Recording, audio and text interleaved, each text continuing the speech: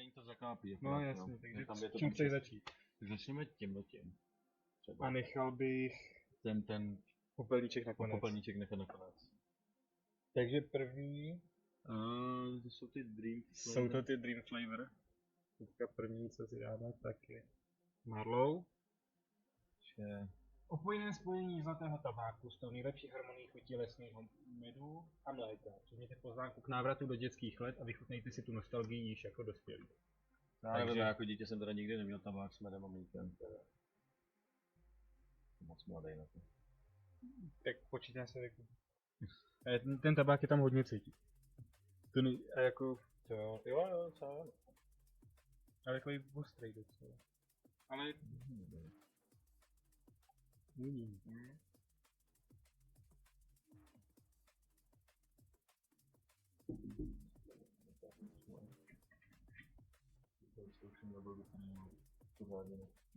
Je to budou výrazný, tyhle. Proto jsem jako chtěl, aby se sem dostavil, protože tohle tentokrát bude pro mě těžší.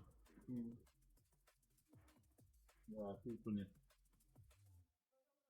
super tabákový, než jsem. Já si jedu. Ale furt víc tabákový než já. Ty takovej? Já tam skoro to mlíko s medem ani necítím. Já tam cítím ten tabák. Něco tam pod tím je. Tam je to slabý. Ale ten tabák je takovej.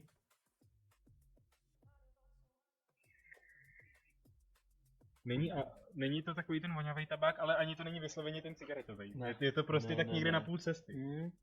Ale je to jako trošku podobně, jako blíží se to, je to někde jako kdyby vzal klasický tabák. Yes. A ten voňavý tabák. Ale víc furt je to k tomu tabákovi, k tomu cigaretovému, než k tomu voňavému. Trochu mi to připomíná třeba akorát jako v podstatě jako Baba Yaga, akorát mnohem slabší. To je... Protože to je taky jako tabák a sice perník teda, že jo, taky ale prostě jako sladký a tabáka. Není to? Ale ten Baba Yaga je třeba mnohem výraznější, no, normálně to. Pokud prostě se tamhle za tu lahvičku nahoře, to by měl být honey roast. Jo.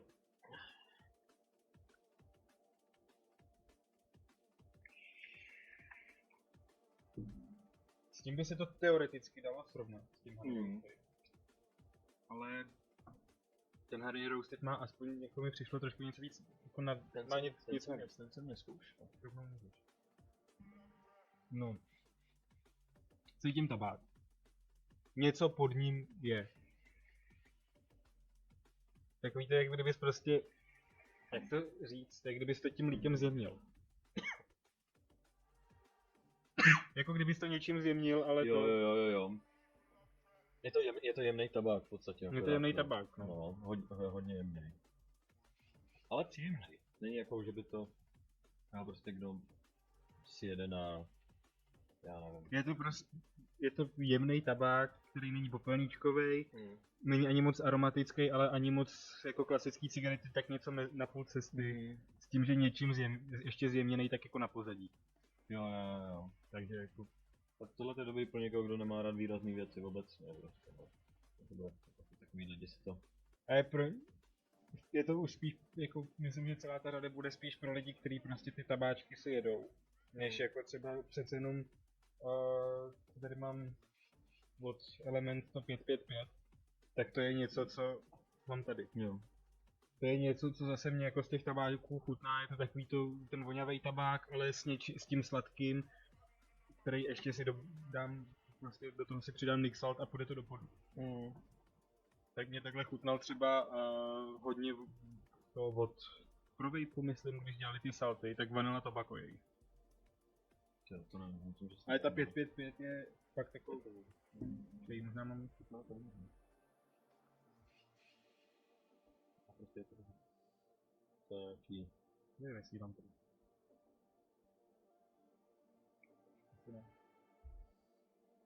Takže to by byl Marlow. No.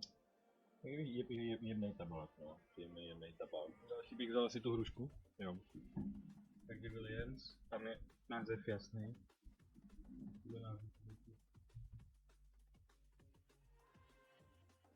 No, tak to zase.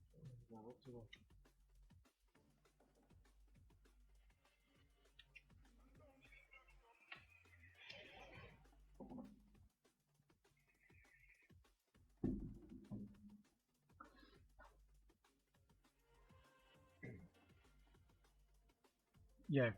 To nevoní špatně vůbec. Lahodné spojení sametově jemného tabáku se zralou hruškou Williams a lehkým dotykem karamelu vám vykouří atmosféru pravého malého léta. Tohle bude dobrý. To bude hodně dobrý. To bude dobrý. To mi voní.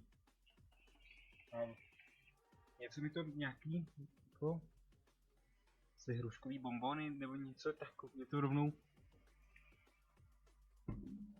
Já ti neřeknu konkrétně co hruškový, protože všechny něco... hruškový věci hrozně voní po hrušce vždycky. Tohle si myslím, že to je třeba ten hruškový džus prostě. Já už vím, co ten cítím. Ty znáš hrušky v čokoládě? Teď už jo. Já mě to prostě, jak kdybych cítil hrušky v čokoládě, ale bez té čokolády. Jo.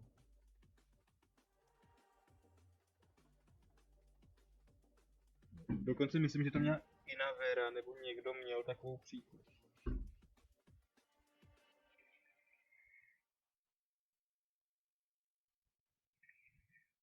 A v té chuti tam je něco skoro jak čokoláda. Ale třeba... Je možný, že to ten karamel, že je to... No, ale víš co, ale necítím tady tabák.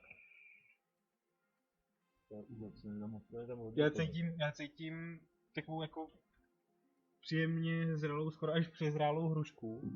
Ale ne sladkou, jako vysloveně. Ne, to nevím. Ale je to taková ta prostě fakt, jak když máš ty letní, ty žlutý. Jo. Ale kdybys prostě měl, jako, neměl jí tak sladkou, ale fakt tu už hodně zralou. Jo. A s tím, že ten karamel tam je prostě tak jako, je do něčeho zabalená ta hruška. Cítíš, že je do něčeho zabalená. Jo no. Ale necítím tam tabák. Ty hrušky je tam fakt hodně no. S tabákem tady zase neúplně šetříme. Jo, ale jak já jsem jako, když jsem postupně odcházel, nebo jako měl ovoce, nebo jsem odcházel od ovoce, tak hrušky nějak jsem nikdy, nebo hrušky mi nějak nikdy nechutnaly, ale tohle je dobrá. Jako z těch likvidů, asi jsem neměl lepší, jako lepší hruškový likvid. Já jsem hruškových věcí obecně moc jako neměl, ale tohle je dobrý. Rovnou, protože tak využiju ten profil na tom, no, na tom neší.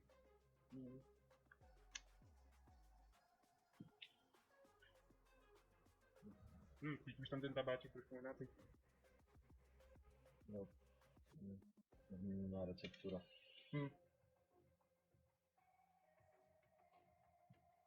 Teď tam ten tabáček trošku cítím.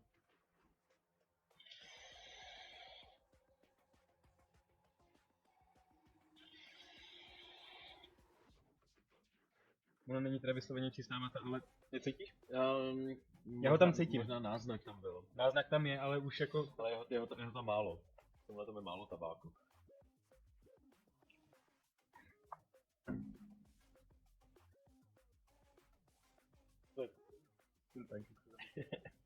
Jak to profouk, že? Jo, to má dělat dobře.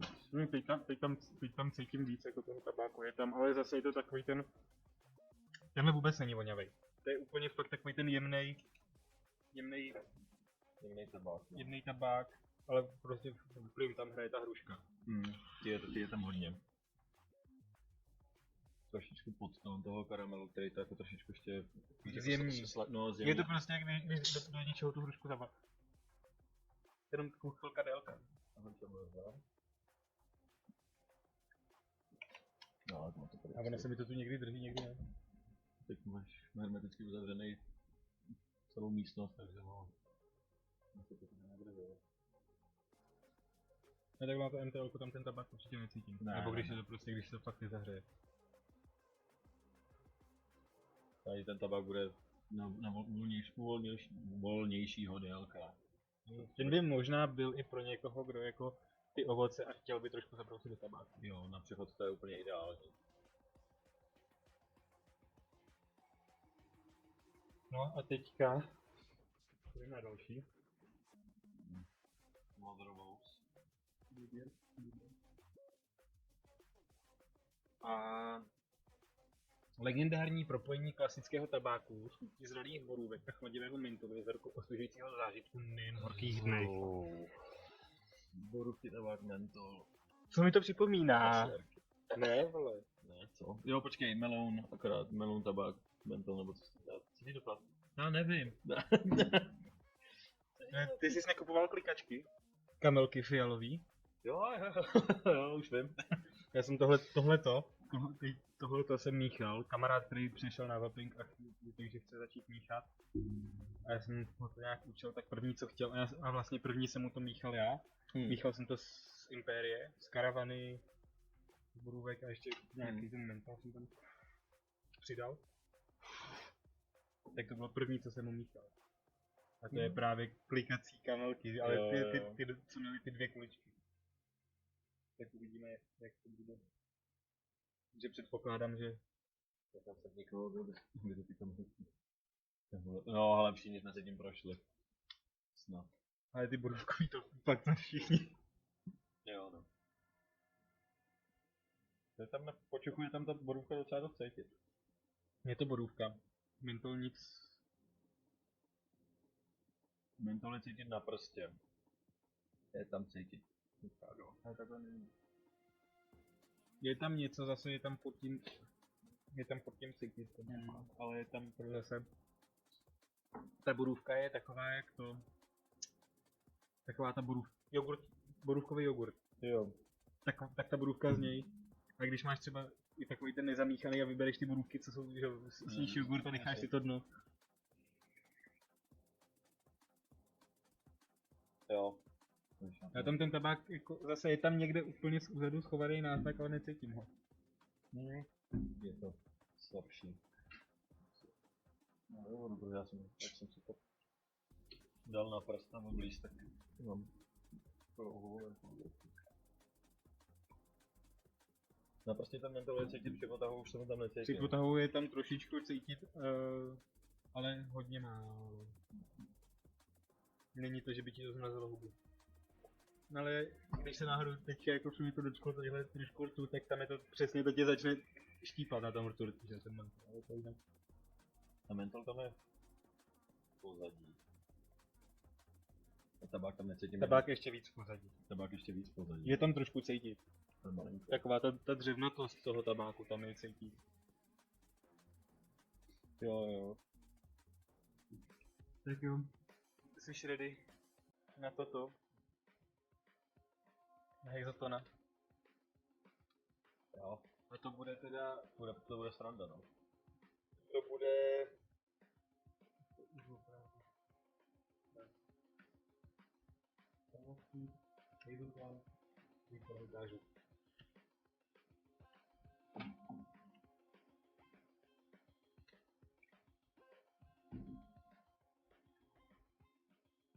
A to už je... To je už od začátku.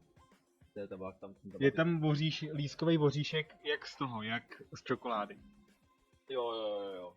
Tenhle ten lískový voříšek, který máš, když vezmeš, bys ho vyloupal z té čokolády, že jo? Ale do toho je tam cítit tabák. Teďka už po tom namíchání to není tak hrozně, ale když jsem to otevřel, že to namíchám, tak jsem k tomu čuchnul a říkám, kurva, to je popelný. No, oni to mají... To si zkusím přečíst, já až si zapomínat jazyk. Tady u Hazeltonu tam píšou, že je to chuť čerstvě vyloupaných lískových oříšků, zabalených do doutníkového tabáku a svou charakteristickou sladkou vůní zanechají v každém potahu koncovku přicházejícího do nugátu. Takže jak říkám, ta čokoláda, tak nugát, no. Tak minimálně takhle z toho celý cítit, tak to tam je. Jo, ten oříšek tam je cítit.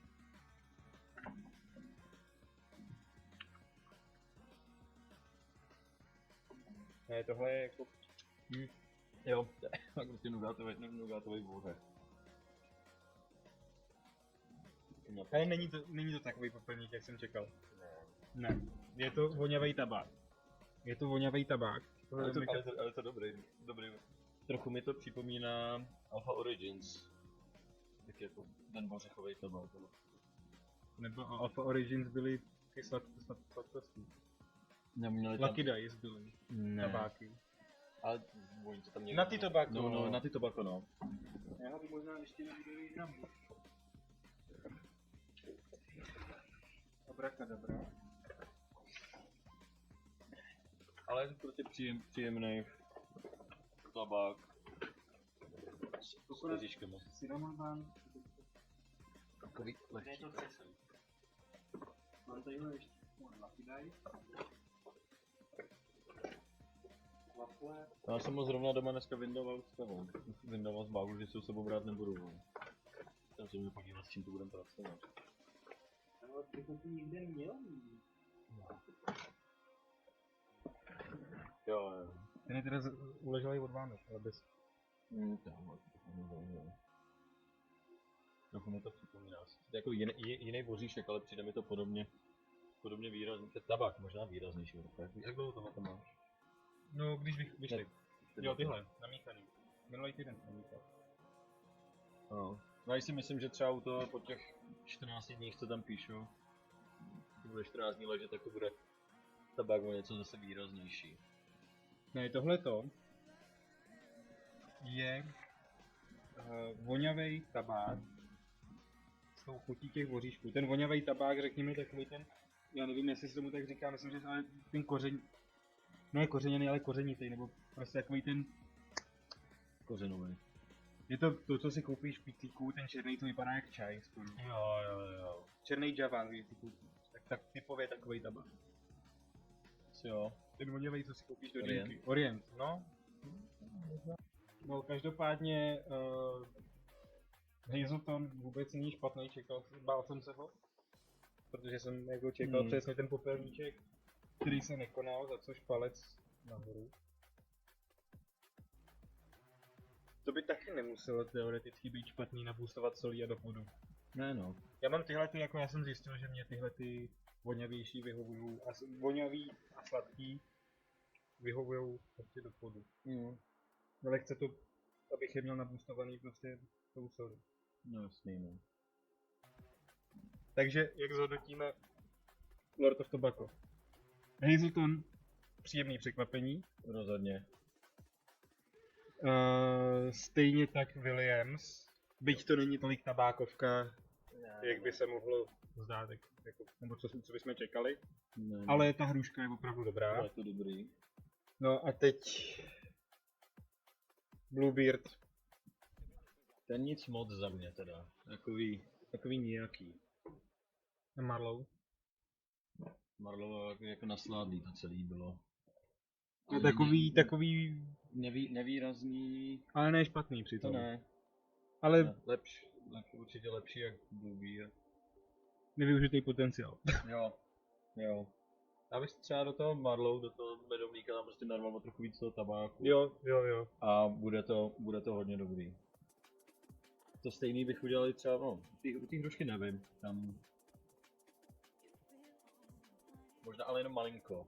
Myslím, malinko tabáku, aby tam nebylo jako tolik na pozadí, aby tam bylo trošičku víc cítit. A to by teoreticky se, jak jsem říkal, že pro někoho, kdo by chtěl třeba z ovoce přejít, tak vem si vzít tohle a postupně si do toho přimíchávat tabák. Třeba no, flákat tam kapku karavany nebo něčeho takového. Karavany, já bych tam do toho karavanu přesně ten, aby do toho seděl. A bude to hodně dobrý. No. Takže kdybych je měl seřadit, tak Hazelton, pak Williams, Marlowe a na posledním Bluebeard. Já bych akorát prohodil Hazeltona a Williams. Mě to... Takže pro tebe spíš Williams, teda na první místě. Pro mě spíš Williams. A je tak jako hodně blízko, jenom prostě by hrozně překvapila ta hruška, protože hruškových věcí jsem moc neměl a tady ta hruška mi fakt jako hodně chutná. Já ti dám něm dobu. No. Marlo takový nasládlý nějaký ok. Ale ta borůvka to se za mě úplně nepovedlo. Nevím, co mi to tam kazí, jestli mi tam to kazí to, že tam je málo tabáku a je tam nějaký ten mentolový podtext nebo něco takového. Ale prostě tam je na tom něco špatně. Tak. Jinak to No.